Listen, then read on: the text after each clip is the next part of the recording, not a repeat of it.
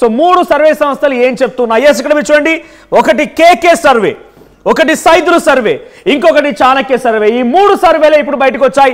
ఈ 3 సర్వేల్లో మీరు ఫలితాలు చూస్తే మీకే అర్థమవుతోంది ఎటువంటి భిన్న ఫలితాలు ఉన్నాయనేది.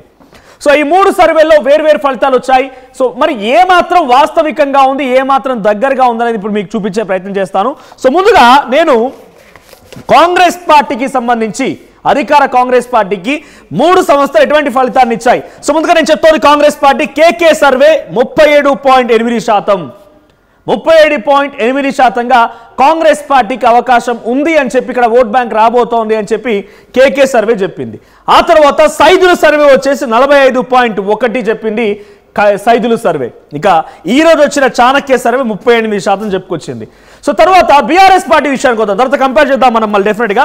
సో బీఆర్ఎస్ పార్టీ విషయానికి వస్తే BRS party KK survey BRS పార్టీకి 55.2% మంది జనం బీఆర్ఎస్ వెంట ఉన్నారని ఈ సర్వేలో వెల్లడించింది. ఇక సైదుల సర్వే 35.4 అని బీఆర్ఎస్ పార్టీకి చెప్పింది. ఇక చాణక్య సర్వే 43% అని చెప్పి బీఆర్ఎస్ పార్టీ వైపుగా ఉన్నారని చెప్పి చాణక్య సర్వే చెప్పింది. ఇక బీజేపీ 3వ స్థానానికి పరిమితం అయిపోయింది, 7%గా కేకే సర్వే చెప్తే సైదుల సర్వే 15.3% చెప్పింది. మరోవైపుగా చాణక్య సర్వే మాత్రం 10%గా ఉందని చెప్పి బీజేపీ వైపుగా మద్దతునిచ్చింది, బీజేపీ వైపుగా కొంత ఆ పర్సెంటేజ్ చూపించింది చాణక్య సర్వే.